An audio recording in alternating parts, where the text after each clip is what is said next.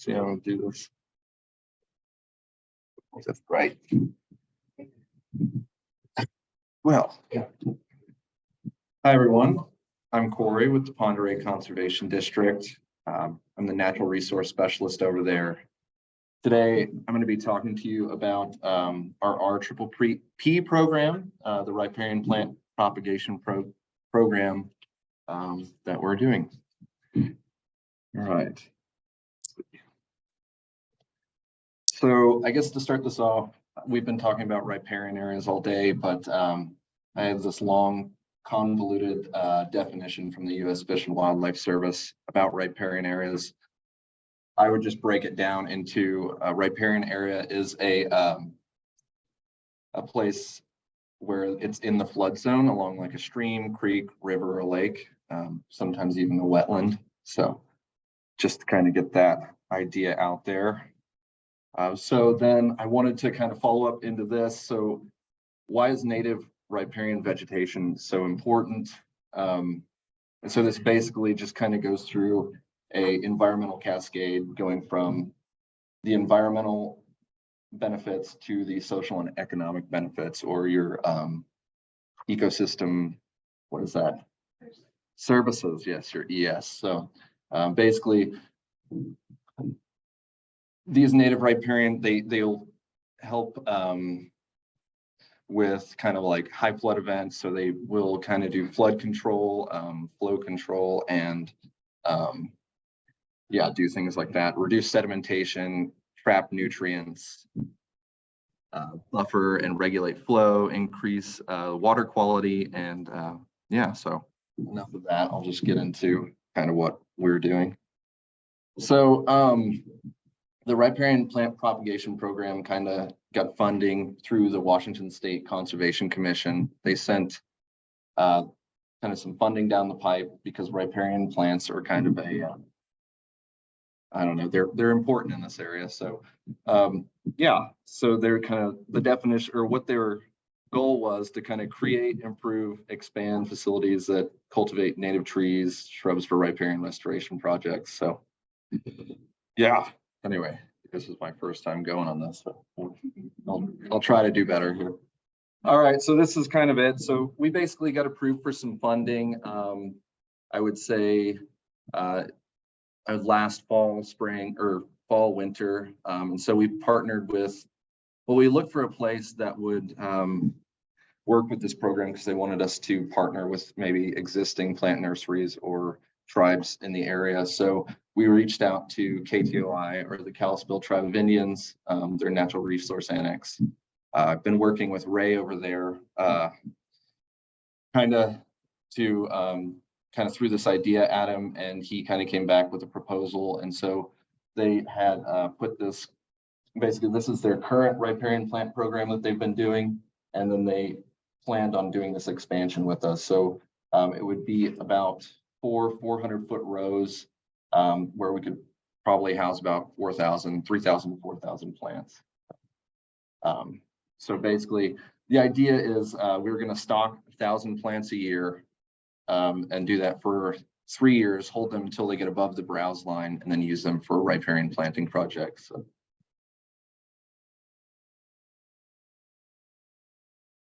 So yeah, here is the plant nursery expansion. Here's our site preparation. So after we kind of got the go and the funding and worked everything out with the tribe on what to do, we kind of found a contractor to come out and do some site leveling. So they basically came in and cleared this raw ground. And then basically the idea was to do an 800-foot section, about 100-foot wide.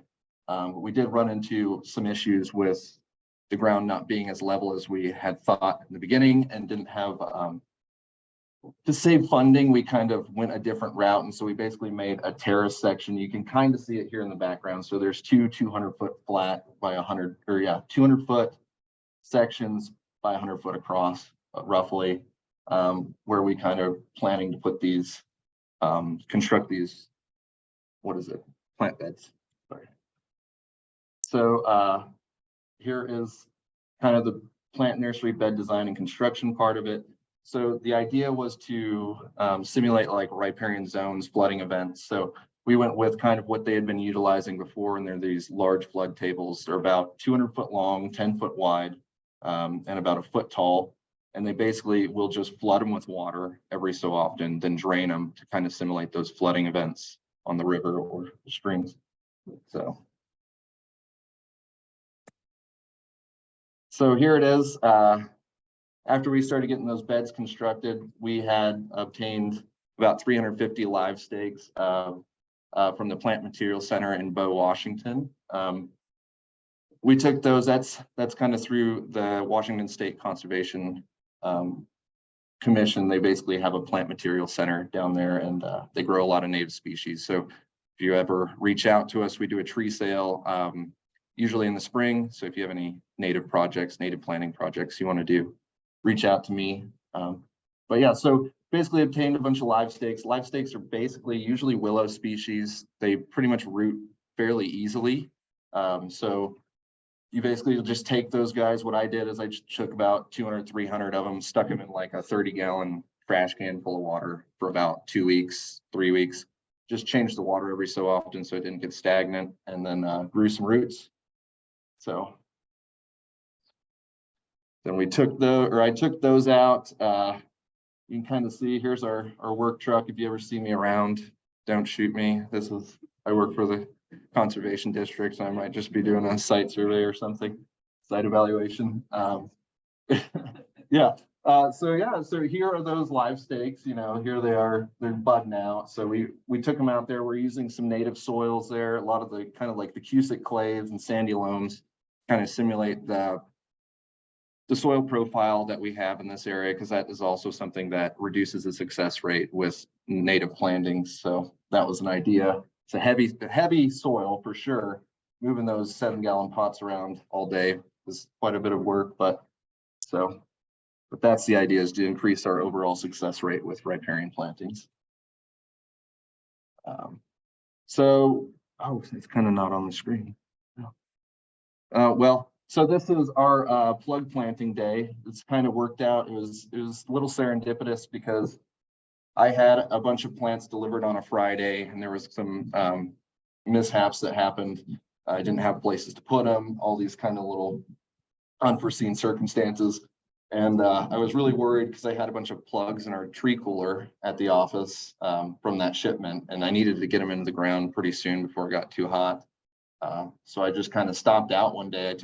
I took maybe 40 or 60 with my, in the truck to go plant myself. And then I ran into Ray. He's been a great help over there. And he said that there is the Kalispell Natural Resource Youth Crew that's down there at the Natural Resource Annex right now. And they were willing to help me plant that. And so we planted, those first 60, 80 or whatever. And then I was like, well, I have a couple more boxes, and they're like, oh yeah, we can get them done today. So I came back out, and so you can see here's Roma in the orange hat. There's Brock right there in the navy blue. And then you got Michael here. He's part of the youth crew as well. Roma's a technician, and then Brock is also in the youth crew. And then there's Ray's kind of hidden in the back there, but they're all just weeding and putting plugs in. So it's it was a great push towards getting this project going. So here's kind of a laundry list of goals that we have. And I kind of touched on them, but I mean, I can read them to you or something. But so the idea is we're going to try to do 1,000 plants every year and do this over the next 5 years and kind of develop a riparian planting program.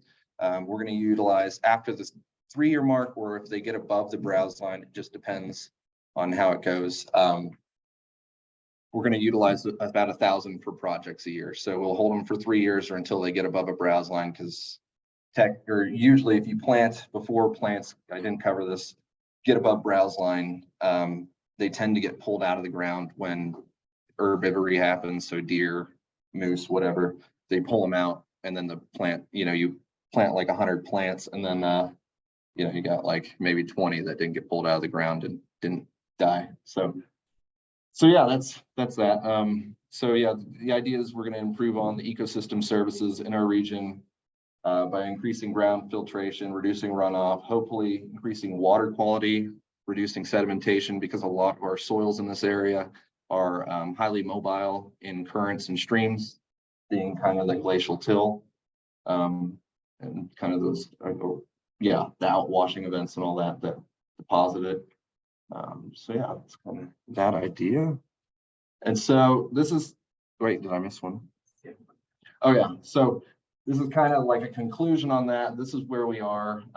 These are a bunch of coyote willows we planted maybe at the end of May, and this is kind of where they're at now. So yeah, they're doing fairly well. It looks like we have a high success rate, even though we're utilizing those heavy clays and sandy loams. So kind of. And then this is kind of a fun thing. I don't know if this is going to work in the future, but I had heard this from a guy in Portland. So this is a coconut core log, and you'll see that kind of in the next presentation. But on the Ponderay River, we have a lot of people who, one of their biggest problems or issues I hear is wake boats, right? People going up and down the river and creating, and just kind of getting those highly mobile sediments into the water column. And then it basically, you know, washes out their plantings and all these things. So the idea was, I heard this from a guy in Portland, what they do, instead of going and doing a bunch of plantings like that, they'll find these places that have had these high amounts of erosion, and they'll basically just take these cocoa cores and they'll put live stakes in them or in the ground, like just run them through into the ground. And then they'll basically root into that. That cocoa core will prevent the wakes from coming up and hitting the shoreline, as long as you kind of fasten them down pretty tightly. And then those plants will grow in there, and then they'll kind of facilitate that and reduce that outwashing and all that, hold down that sediment. So that's kind of a fun idea in the future. Hopefully it works. I've heard it won't, but we'll see. I'll do my best to make it work. I've been told the other. And so this is kind of another spot. So here's some more of our plants we have. I think we have about 1,000 this year. And so here's just a bunch of aspen, some wood rose. There's some spirea, Douglas spirea or hardhack in there. But yeah, that's kind of what we've done at this point with the RPPP. So we're just hoping that this program kind of moves forward and it's successful, and we can provide you guys with native plants, you know, in the area. So for these projects. And then I just kind of wanted to play this little video I got. I didn't really speak about beavers, but I know they're a touchy topic, but I got a beaver the other day while I was out kayaking, so I wanted to share that with you. All right. Yeah. And then also, I just want to give thanks to Ray, John, and Roma, and the K2I for their support on this project. That's been really helpful and amazing. So I really enjoy what I get to do out there. But also, we're always needing volunteers. I want to put this plug in. If you want to volunteer out there at the plant nursery, just reach out to me. My contact's down here as well. So, yeah. One question. Sure. On the very beginning of your presentation, that have I think I grew up playing with those. Oh yeah. That's the Douglas spirea. That's hardhack. So it's commonly called hardhack. I think there's two varieties, but I think the most common one you're going to find is Douglas spirea. So. They sell that plant sale if you wanted to play tours. Yeah. Oh yeah, and our plant sale in the spring. So we'll send out. You can reach out to us. We'll put you on our kind of our email list or a contact list for the tree sale, and we'll kind of tell you what species we have available, and then when that happens, we'll yeah. Nice. Yeah, that's funny. Yeah. I'll just let everyone know too, I have cards on the back. So if you're gonna hold a party or talk about tree sale or any volunteer stuff, grab my back table and reach out to the office. You know, I usually think I'm more confident, but then when I got up here, I was like, man. Anyway, does anybody have any questions or? All right, yeah, in the red. That's on cottonwood trees. Oh, okay. Next to the dam, but I'm right on the river. Mm-hmm. Had two huge 140-foot tall cottonwoods, so I've got suckers now growing all. Oh yeah. And I'm digging those suckers out. Okay. If I put them, and I'm trying to plant some down by the riverbank. Yeah, if you plug them. Yeah, you can do that. You can do that with cottonwood and willow. You basically, there's different techniques. If you have good poles, like cottonwood poles, what they'll do is you cut them in fall, kind of, and you'll go in and you can get kind of like a hydraulic hammer or a fence post driver, and you can drive them into the soil. And as long as they can hit the water table, then they'll root in there and then they'll start to grow. And it's a good way to kind of jumpstart, taller vegetation. So, yeah. And the red, What's the water source of the, or when you do your flood thing up there? I believe it might come from Indian Springs. So it is at Cold water, we're trying to save them from yeah, yes, it's hard. Yeah, it is kind of a thing. We don't utilize a lot of it, but yes, yeah, that is one thing. I mean, in the future, maybe we can come up with a better way to keep that resource concern in control. Yes, sir. Considered eliminating erosion from the source, which would be the circle lake boats. I believe this is a community thing. I've told people this. I think you would reach out to your county and you'd talk about it and see if I've heard different ideas. I might not have the best answer for this, so please, wrong. Yeah. Okay. It doesn't get done through the council. Huh. Well, I don't know. Yeah, I've heard everything from like creating a no wake zone and a wake zone somewhere where there's enough width to the river to where it's not. Minimum or maximum on. Mhm. And if they did that on the river, they'd eliminate. Yeah, and if we had, that is something I think the community would have to talk about. I don't have any control, but I've heard the concern, so.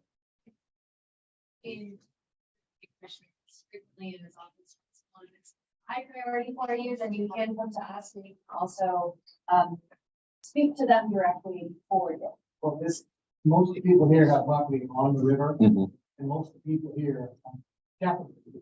Oh, I know, It's- every site visit I've ever gone, like, I have heard that we folks are the issue, but we also have to remember that, say, if we hadn't developed this area, we hadn't removed all of that vegetation initially, there wouldn't be that erosion or sedimentation loss anyways. So there's two things happening.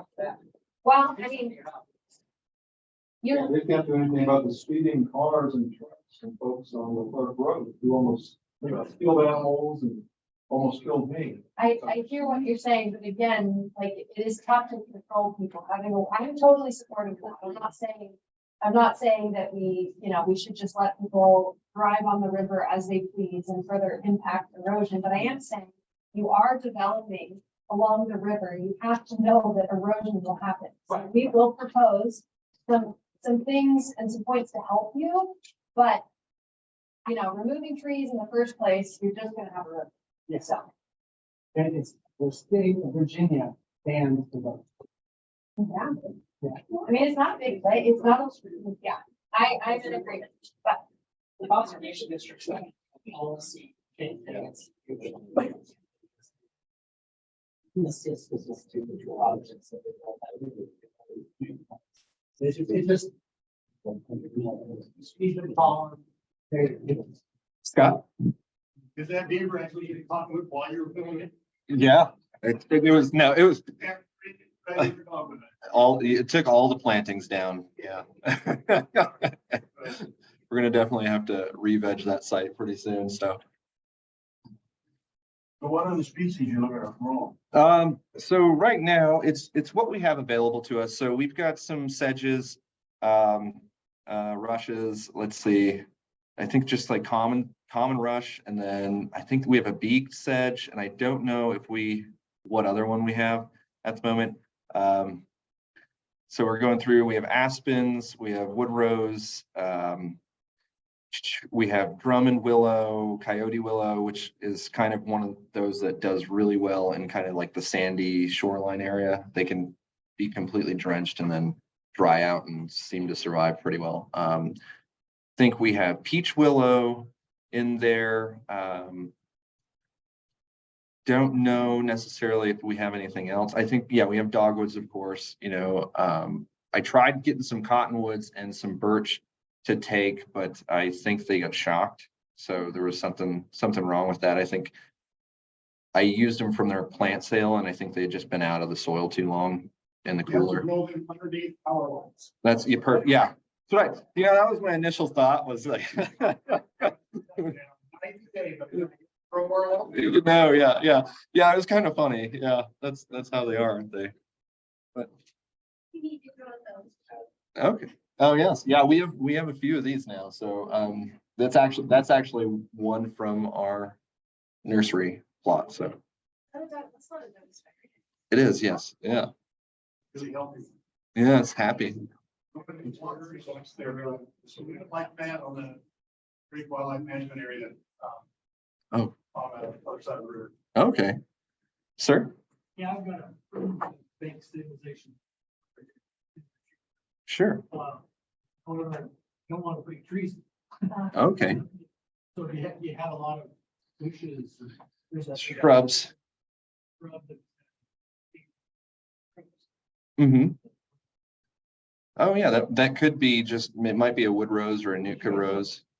Yes, we do carry those. We have we'll have that plant sale, like I said, in spring. We'll send out a flyer around October to let everybody know what to order. And then usually we did Earth Day last year or this year. So hopefully next year it'll be around that same time, April 20th, 22nd. All right. If there's anything else, yeah, it's easier to talk when you're not trying to do the presentation. I was like so nervous during that. Low key. All right. Well, you guys have a great day.